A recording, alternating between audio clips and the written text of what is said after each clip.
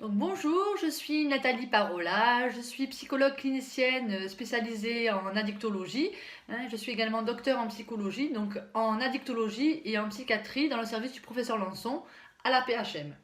Donc aujourd'hui, on va voir la continuité de ce qu'on avait vu précédemment. Nous avons vu, j'ai fait plusieurs vidéos concernant l'entretien motivationnel et plus particulièrement donc la phase motivationnelle du modèle de Prochaska-Eddy-Clement. On a vu les différents outils et les techniques.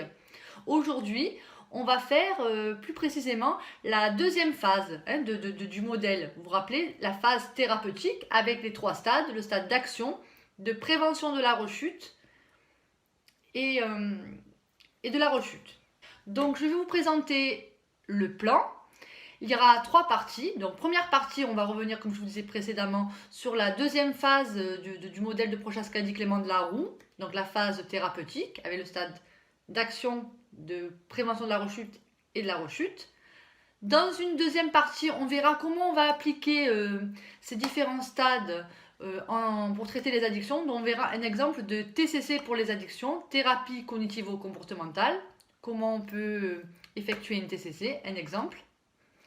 Et dans une troisième partie, on fera des petits QCM, des petits items, exercices pratiques, pour voir un petit peu si on a bien compris, bien retenu les principales informations liées à ces deux phases. Donc comme je vous disais, on va d'abord reprendre le modèle transthéorique du changement de Prochaska-Eddy-Clement, la roue. Donc je vous ai remis notre schéma, vous voyez donc cette roue avec les deux phases. Donc on a déjà vu la phase motivationnelle avec le stade de pré-contemplation, le stade de contemplation et le stade de prise de décision. Aujourd'hui, on va voir plus particulièrement la deuxième phase, la phase thérapeutique avec les trois stades, le stade d'action, le stade de consolidation qu'on appelle également le stade de maintien ou de prévention de la rechute, et le sixième stade, le stade de la rechute. Je vous ai également remis le tableau avec les deux colonnes stade du patient et le stade attitude du thérapeute. Vous verrez qu'on va voir pour le stade d'action, donc les attitudes du thérapeute, ça va être évidemment d'accompagner le patient dans les étapes du changement. Dans le stade de maintien prévention de la rechute, donc évidemment également, on va aider le patient à identifier les stratégies de prévention de la rechute. Donc on verra comment et quelles stratégies on va pouvoir l'accompagner et lui proposer. Et le sixième stade, le stade de la rechute, évidemment, donc aider le patient à retourner dans un processus de changement, sans qu'il culpabilise et qu'il revienne surtout dans la motivation au changement. Donc on va revenir sur le stade d'action. Donc le stade d'action, on va vraiment accompagner le patient dans son changement. Donc là, les patients, normalement, ont décidé d'arrêter leur addiction et se sentent de plus en plus capables de le faire, et donc comme on dit nous dans le jargon, de payer le prix nécessaire. Donc là, c'est toujours très important, et c'est pour ça qu'existe ce modèle du changement. Nous, thérapeutes, il faut absolument vérifier que votre patient est bien dans le stade d'action. Sinon, ça va être difficile et forcément, ça ne fonctionnera pas et le patient peut être perdre de sa motivation. Donc on vérifie bien qu'il est au stade d'action. Donc ce stade, c'est une étape, on dit qu'elle est particulièrement stressante évidemment, parce que le patient va introduire un changement. De plus, il va aussi perdre le soutien, voire le rejet de certains de ses pairs qui ont le même comportement, par exemple, addictif que lui. Donc il faut être là et vraiment le soutenir. Et le risque le plus important, ça va être la reprise de la consommation, de la conduite ou de la conduite addictive ou du comportement qu'il veut changer. Donc on dit que le risque le plus important, c'est l'échec. Donc on va pouvoir proposer, pour bien vérifier que notre patient est dans le bon stade, on peut lui demander par exemple, on l'avait vu pour la balance décisionnelle, de lui proposer de faire une lettre, qu'il prenne le temps d'écrire vraiment, par exemple toujours les raisons pour lesquelles il a aimé ce comportement, cette consommation, et les raisons pour lesquelles il veut rompre avec ce comportement, ce qui va lui manquer. Donc dans ce stade d'action de Prochaska-Eddy-Clement, ce qui est important pour nous lorsqu'on s'intéresse donc à un comportement addictif, lorsqu'il s'agit d'une addiction, donc on va évaluer la dépendance du patient. Donc, je vous rappelle qu'il y a 3 types de dépendances qui sont souvent liées et interconnectées. Donc il y a la dépendance physique, hein, avec par exemple les signes de sevrage lorsqu'on décide de diminuer ou d'arrêter. La dépendance psychique, hein, pour laquelle on va être vraiment là pour accompagner notre patient, hein, elle est très forte. Et la dépendance comportementale, avec les habitudes de vie, les apprentissages, la gestuelle. Hein. On rappelle que pour une thérapie TCC des addictions, par exemple, quand il veut diminuer ou arrêter un comportement addictif, une conduite addictive, c'est vraiment, on va lui permettre de casser ses habitudes. Donc TCC des addictions, casser les habitudes. Donc on va voir en quoi consiste le 5e stade. Donc le 5e stade, c'est le stade de maintien, de prévention de la rechute, ou aussi de consolidation. Donc là, à ce stade, le patient a établi le changement correspondant à l'arrêt d'addiction. Il a accepté de payer le prix, hein, entre guillemets, et commence à toucher les bénéfices en quelque sorte. Le risque principal, ça va être la rechute. Donc on est là encore pour accompagner notre patient. Et à ce stade, le patient va commencer à voir les bénéfices de ce changement. Il faut vraiment qu'il maintienne le changement pour lui permettre de favoriser son autonomie et de changer ainsi son style de vie et d'améliorer sa qualité de vie. Donc en général, également à ce stade, le patient va se sentir plus sûr de lui. Le niveau de tentation va également diminuer. Donc pour le 6e stade de la phase thérapeutique, vous vous rappelez, c'est le stade de rechute.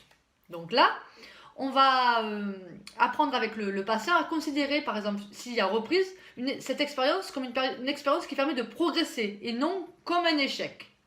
On va lui dire que si on n'essaie pas, ben forcément, on ne va pas y arriver. Donc, c'est en refaisant plusieurs fois qu'on va finir par aboutir au changement.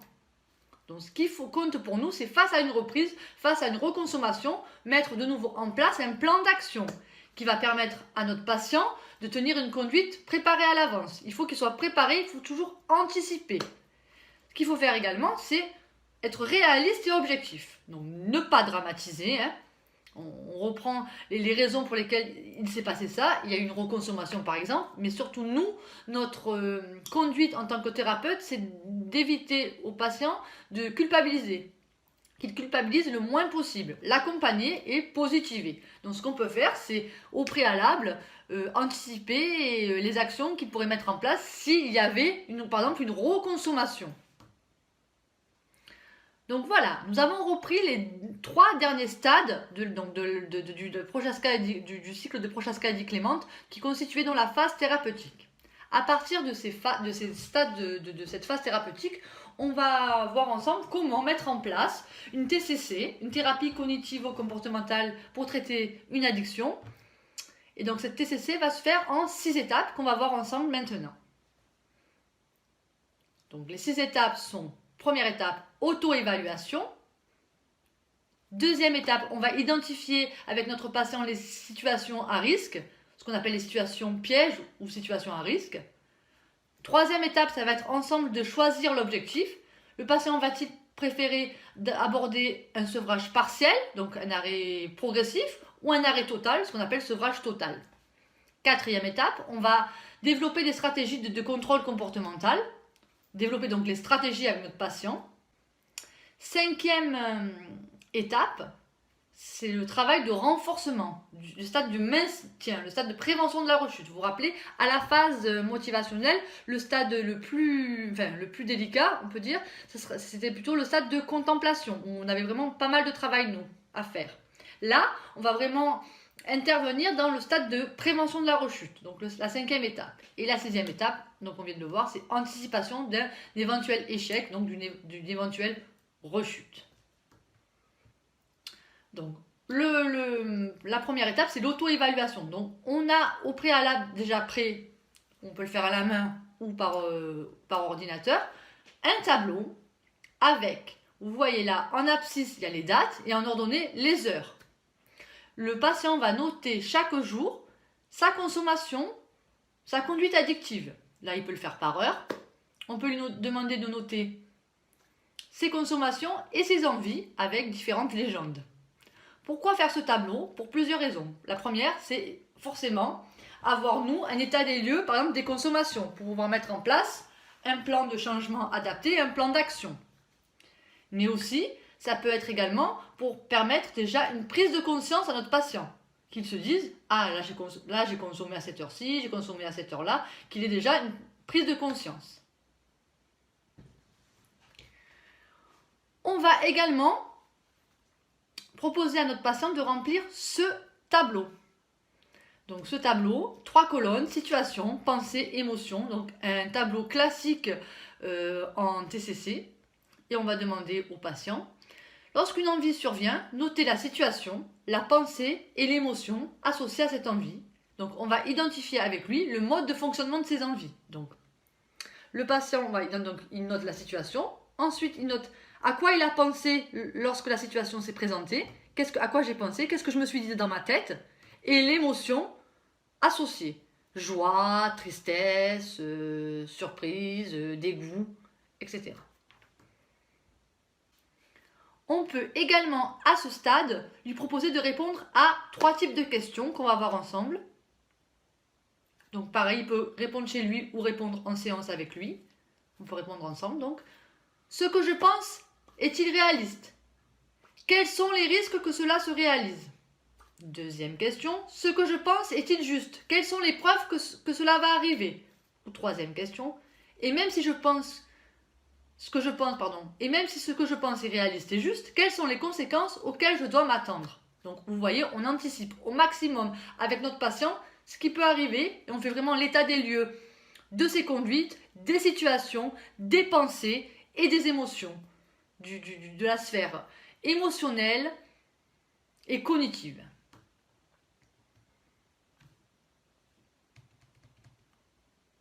Donc là, on était dans la première étape, deuxième étape. Deuxième étape, on va identifier les situations à risque avec notre patient. Donc encore, on continue l'anticipation.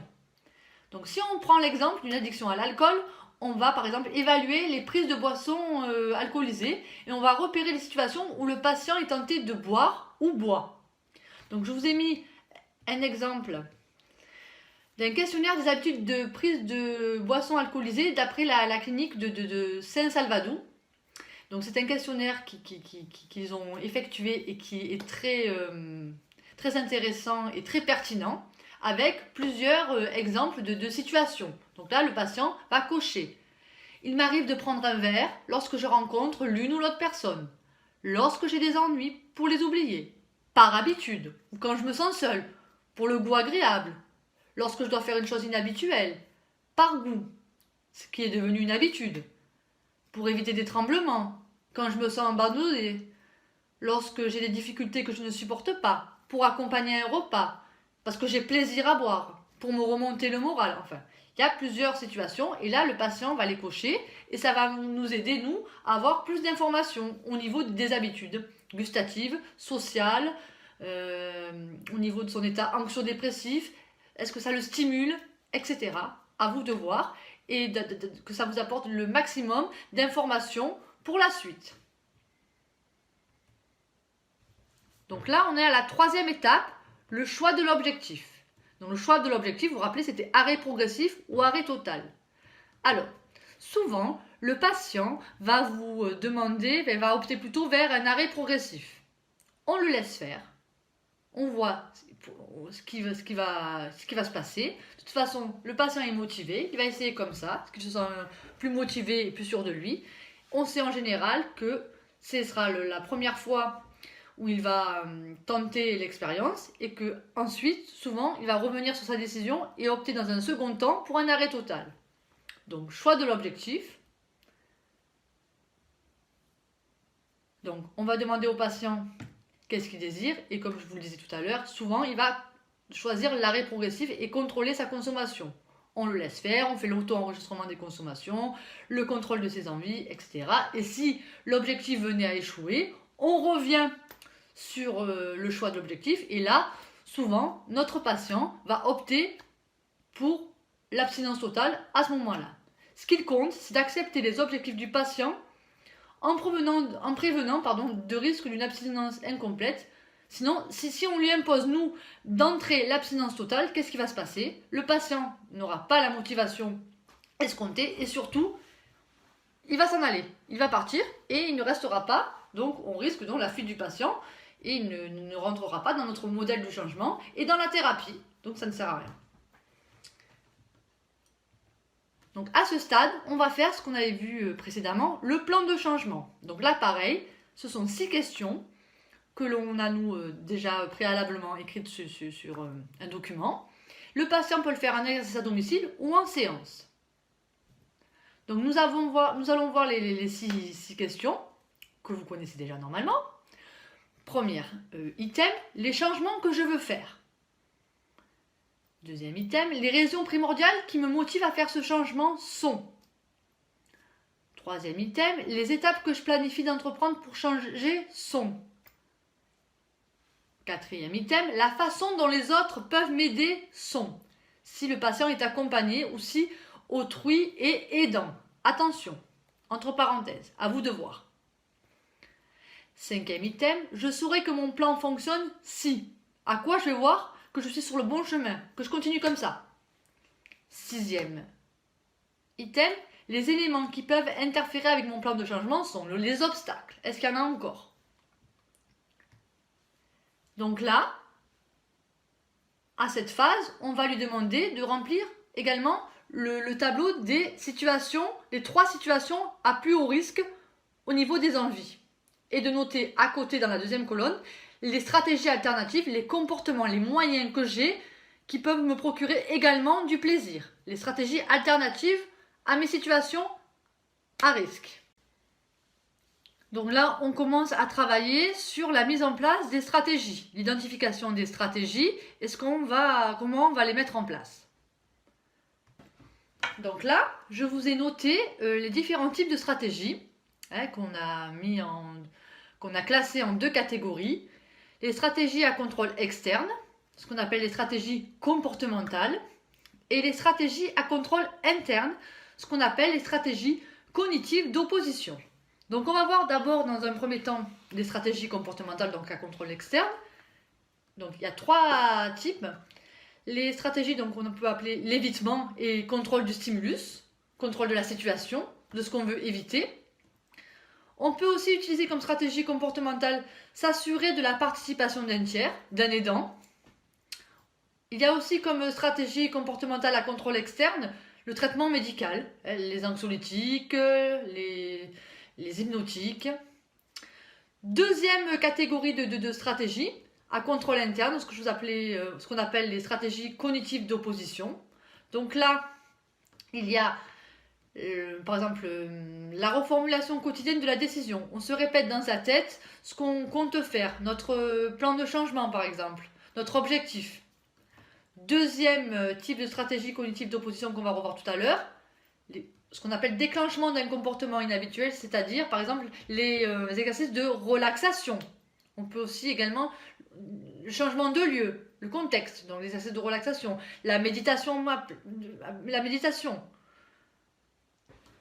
Dans le changement de lieu, donc on a vu, on est toujours là, on revient sur les stratégies de contrôle interne. On a vu reformuler quotidiennement la décision, déclenchement d'un comportement inhabituel avec les séances de relaxation ou de méditation en pleine conscience.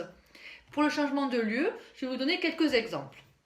On peut voir avec notre patient, lui proposer des stratégies ou les travailler ensemble. Par exemple, ne pas entrer dans un café sans avoir au préalablement choisi sa consommation. Par exemple, pour un patient addict à l'alcool. On va travailler avec lui sur le fait de ne pas s'installer au comptoir, parce qu'il y a trop de stimulation visuelle ou olfactive. Ou lorsqu'on est dans un bar entre amis, par exemple lors d'un moment, l'apéritif, on va voir avec le patient ne pas commander le dernier si on est en compagnie de buveurs d'alcool. Parce que peut-être qu'il va, il y a aussi affirmation de soi, il va dire la même chose. Et si la dernière personne avant lui a commandé de l'alcool, il ne va pas avoir la stratégie pour dire une boisson alcoolisée, donc non alcoolisée, pardon. Ne pas commander le dernier si on est en compagnie de buveurs. Ou alors une autre stratégie qu'on peut voir ensemble, limiter le temps de présence dans une ambiance de buveurs.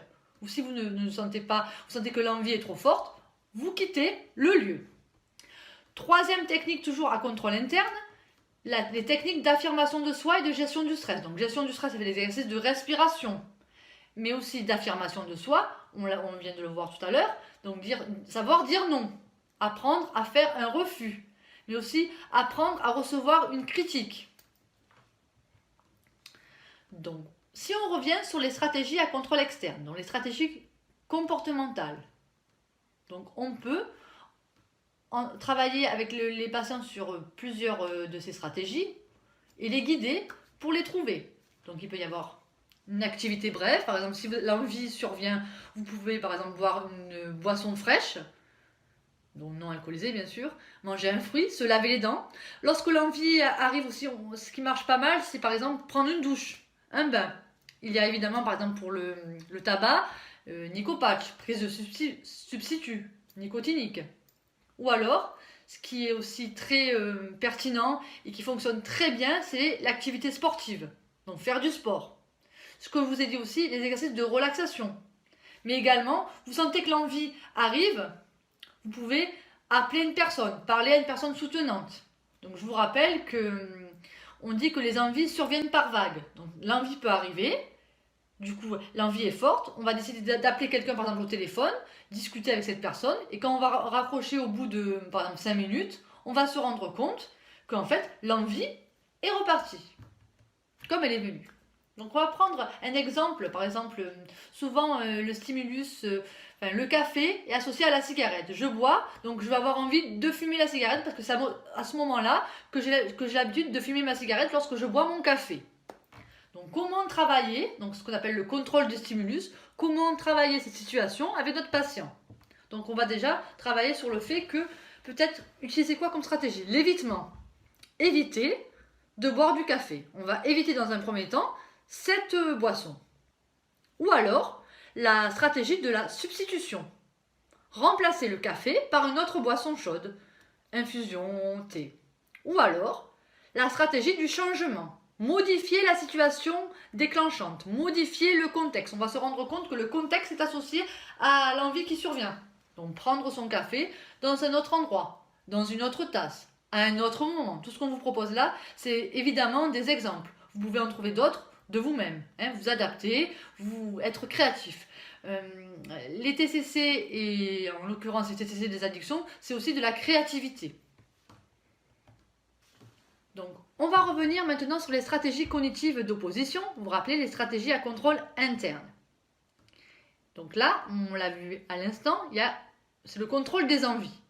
Donc comme je vous ai dit tout à l'heure, le contrôle des envies, il y a savoir que les envies surviennent par vagues. Donc ça, on va l'expliquer à notre patient, comme je vous l'ai expliqué précédemment, que l'envie arrive, et si on fait une activité, quelque chose, par exemple, appeler une personne au téléphone, on va passer un bon moment, et quand on va raccrocher, on se rendra compte que l'envie a disparu, a été différée. Il y a aussi dans une stratégie cognitive d'opposition, la distanciation. On se dit, quel jugement je porterai dans 6 mois sur mes difficultés de l'instant? Ou alors, on l'a vu aussi tout à l'heure, occuper le terrain cognitif par des petites phrases répétées en boucle. Donc là, bien sûr, c'est caricatural.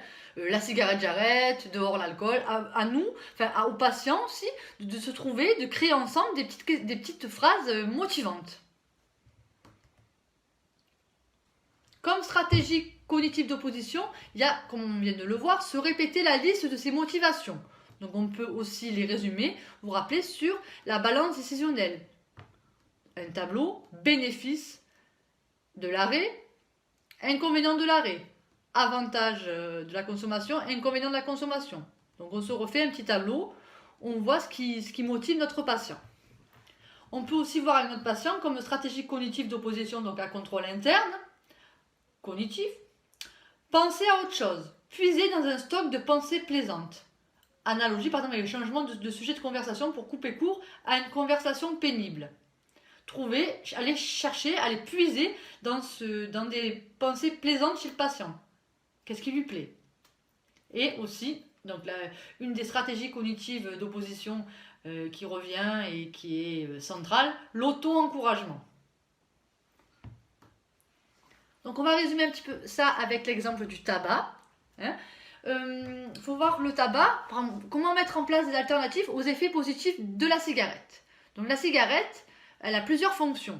Donc on va voir avec notre patient quelle est la fonction la fonction prépondérante chez le patient, en se disant que carrément, vous allez voir, la cigarette peut occuper plusieurs fonctions chez le patient, vous allez comprendre. Donc il peut y avoir la cigarette plaisir. Et donc là, on va opter plutôt vers la recherche de stratégies chez le patient qui peut lui faire plaisir. Autre façon de se faire plaisir. Il y a également la cigarette anti-stress. Donc là, on va rechercher des techniques, par exemple de relaxation, de l'activité sportive qui diminue le stress. Il y a également la cigarette soutien pour le moral. Donc là, on va plutôt opter et se diriger vers de l'écoute, plus de séances de TCC, ou alors un traitement médical plus adapté. Ou alors également la cigarette pour s'affirmer. Et là, on va travailler davantage avec notre patient sur les techniques d'affirmation de soi. Donc cigarette plaisir, cigarette anti-stress, cigarette soutien pour le moral, cigarette pour s'affirmer. Donc 4 types de fonctions de la cigarette attention chez le patient, vous pouvez trouver plusieurs fonctions de la cigarette. Mais on va voir un petit peu quelle est la fonction prépondérante chez le patient. C'est plutôt quand même une cigarette plaisir ou plutôt quand même une cigarette anti-stress? À vous de voir. Donc là, on a vu jusqu'à présent au niveau TCC plutôt l'aspect comportemental. Maintenant, on va voir comment travailler avec nos patients sur l'aspect cognitif. Donc, on utilise avec le patient le modèle cognitif de Beck. Donc là, je vous ai noté le modèle cognitif de Beck, donc qui date un petit peu, mais qui est très central dans le travail des TCC. Donc, vous voyez, il y a le stimulus activateur et 2 types de croyances. Donc là, il va y avoir tout ce qui est situation sociale, convivialité, effets gustatifs, ou alors aussi les effets psychologiques, je suis stressée, je suis anxieuse, ou le patient est déprimé. 2 types de croyances, 2 types de pensées. Il y a la pensée, on va voir en quoi consiste chaque type de pensée tout à l'heure. Là, je vous montre juste le schéma. Il y a la pensée ou croyance, c'est pareil, anticipatoire positif, et la pensée anticipatoire soulageante. Ces 2 types de pensées vont faire que le patient va avoir envie. Une fois que le patient va avoir envie et qu'il a accès à ce qu'on appelle la pensée permissive, une fois que la pensée permissive est activée, forcément, presque obligatoirement, le patient va avoir recours, par exemple, là c'est pour un patient addict à l'alcool, au comportement, à la conduite addictive, ou au comportement d'alcoolisation. Donc nous, thérapeutes, et dans notre travail cognitif, il faut absolument ne pas à ce que le patient n'arrive pas à la pensée permissive. Parce qu'on sait que si la pensée permissive a été déclenchée, forcément, le comportement d'alcoolisation va avoir lieu. Donc vraiment, on va travailler sur les pensées anticipatoires. Positives, soulageantes. Notre travail cognitif va être avec le patient que lui-même arrive à identifier le type de pensée, quand la pensée arrive, et le type de pensée pour pouvoir travailler sur des stratégies et ne pas arriver à la pensée permissive qui engendrerait le comportement d'alcoolisation.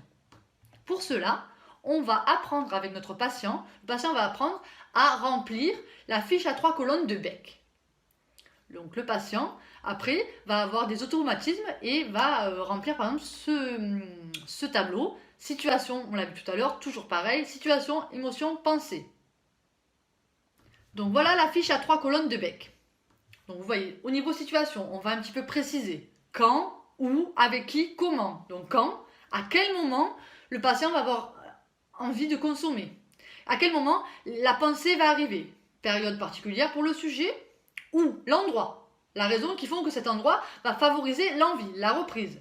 Avec qui? Seul ou avec d'autres personnes, et rôle de ces personnes dans le comportement. Comment? Une reprise brutale ou progressive? Un comportement binge par exemple. Une reprise prévisible ou imprévisible? Vous vous rappelez les émotions associées, avant, pendant et après le comportement.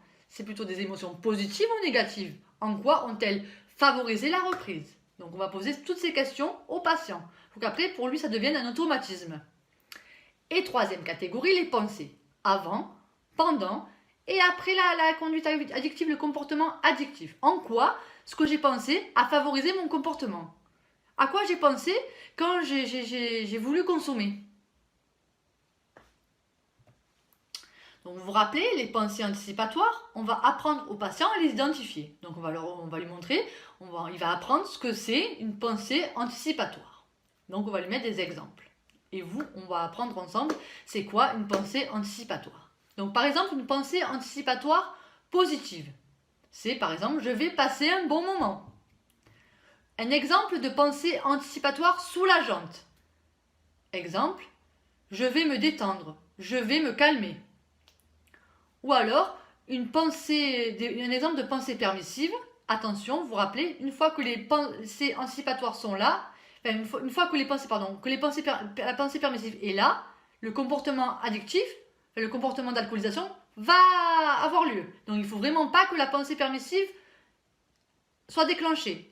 Donc la pensée permissive, un exemple de pensée permissive, c'est une petite cigarette, ce n'est pas bien grave, je l'ai bien mérité.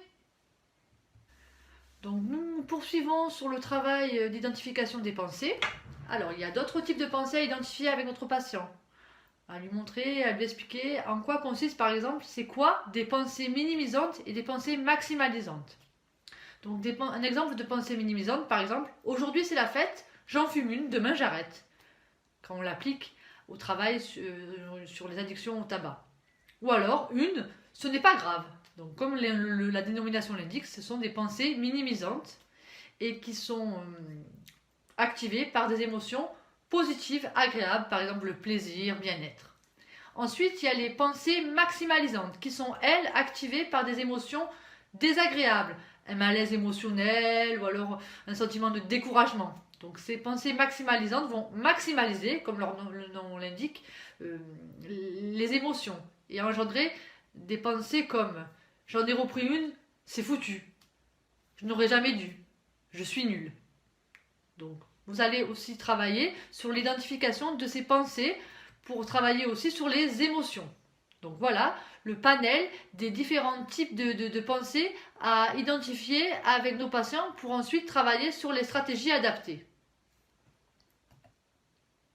Ensuite, pour la dernière étape de la TCC, bien sûr, on va travailler donc sur le stade de la rechute. On l'a déjà vu précédemment. Donc là, on va vraiment travailler avec notre patient sur le fait que c'est une phase de reprise consciente ou non des habitudes. C'est une étape normale du déroulement du processus de changement. Une fois que le patient est arrivé à ce stade, vous allez voir avec lui indiquer que c'est une étape normale. S'il a reconsommé, ça fait partie du changement, du processus.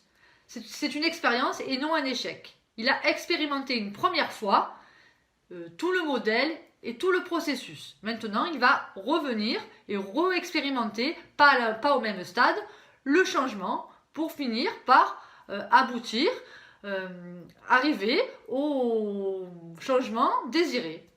On lui indique également qu'en général, et ça, à ce stade, on peut lui indiquer que le changement escompté évolue et en général est effectif au bout de 5 à 6 fois la roue effectuée. 5 ou 6 fois le cycle en moyenne aboutit à l'arrêt total. C'est une moyenne des études, une moyenne dans la littérature. 5 à 6 fois on fait la roue pour arriver à l'arrêt. Donc il y en a, ils y arrivent en faisant moins que 5 fois. Il y en a, ils vont faire par exemple 8 fois le cycle. Ça dépend, c'est une moyenne. On va travailler également à ce stade sur comment mettre en place un plan d'urgence face à une situation à risque, face à une rechute. Face à une situation à risque, on reprend ça pour vraiment anticiper sur la reprise, sur la rechute. Donc on rappelle avec notre patient, donc le patient va prendre une feuille où il va mettre sous forme de tiré et il peut le garder sur lui. Souvent les patients par exemple vont le garder dans leur portefeuille et quand ils sentent l'envie, ils vont sortir cette feuille et la relire. Donc par exemple, ça c'est un exemple que je vous ai noté. Donc par exemple, on peut quitter la situation face à une envie, une situation à risque, donc une envie qui survient brutalement, quitter la situation, s'opposer directement à l'idée de boire, auto-encouragement, vous vous rappelez, stratégie cognitive d'opposition, stratégie à contrôle interne, aussi penser à autre chose, puiser dans les pensées plaisantes, penser aux bénéfices liés à l'abstinence, donc là le patient va noter ses bénéfices, penser aux expériences pénibles qu'on a eues avec l'alcool, avec le produit, se souvenir quand on a arrêté, comme on était bien, les effets positifs dans sa famille, au niveau de sa situation professionnelle, sociale. Si je ne me sens pas de m'auto-encourager et si je sens que l'envie arrive, appeler un ami, une personne soutenante, ou alors se donner un petit délai, et quand je sens que le délai est passé, ben là je vais passer à l'action, appeler mon thérapeute, appeler une personne soutenante également. Donc voilà, c'est aussi des exemples de propositions, d'items et de choses que va pouvoir faire le patient s'il était face à une envie brutale ou une situation à risque. Ce qu'il peut se noter sur son papier, sur ses notes personnelles. Voilà. Maintenant, nous allons passer à la troisième partie, comme je vous ai dit tout à l'heure. Donc, on va faire des petits exercices pratiques, des petits items. Donc, je vais vous noter un morceau, une phrase d'un entretien d'un patient, et vous allez me dire à quel stade correspond cette phrase, cet item. Donc, je vous rappelle, les stades, il y a 6 stades. Vous vous rappelez les phases, dans la phase motivationnelle, les 3 stades, donc toujours le modèle de Prochaska et dit Clément. Donc les 3 stades de la phase motivationnelle sont le stade de pré-contemplation, le stade de contemplation et le stade de détermination, prise de décision. Dans la phase thérapeutique qu'on vient de voir dans cette vidéo, il y a aussi 3 stades, le stade d'action, le stade de prévention de la rechute et le stade de rechute. Donc nous aurons 16 items. Allez, on va commencer par le premier item. Ma femme n'arrête pas de se plaindre de ma consommation de tabac, c'est son problème.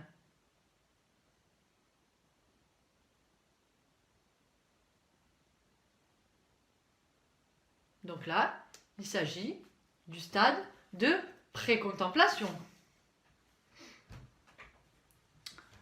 Deuxième item, les choses vont bien depuis 6 mois, depuis que j'ai arrêté de boire. Donc là, on va se fixer que, par exemple, pour arriver au stade de prévention de la rechute, on se base sur une période de 6 mois.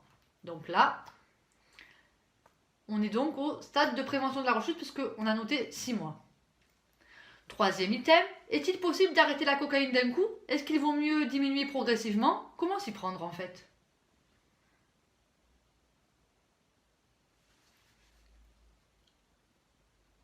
Donc là, on note l'ambivalence, on est au stade de contemplation. Quatrième item, si j'avais un appartement convenable, tout irait bien.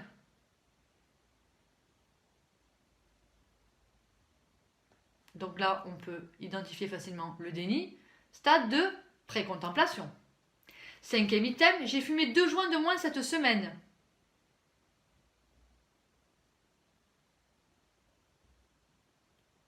Stade d'action. Sixième item, si j'en étais capable, je diminuerais ma consommation, mais je n'y arrive pas. J'ai besoin d'aide.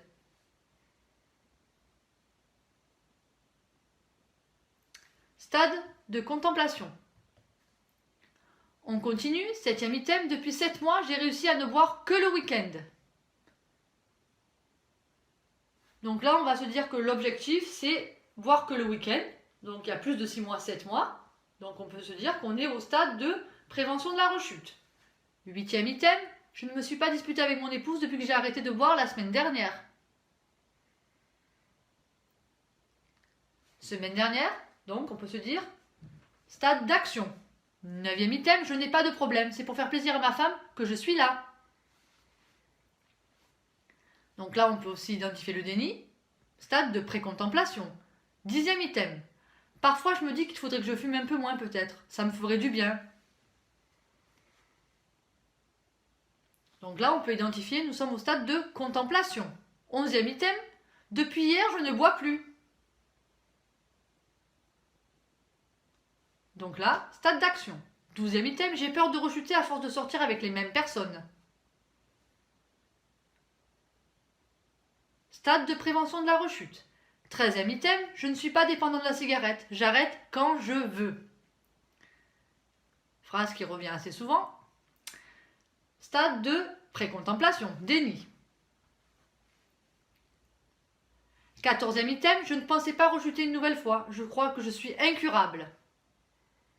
Donc là, vous voyez, la pensée maximalisante, je crois que je suis incurable, et on est au stade de la rechute, 6e stade de la phase thérapeutique. 15e item, je connais mes limites. Si je sens que je perds le contrôle, alors j'arrêterai, je le sais. Déni, stade de précontemplation.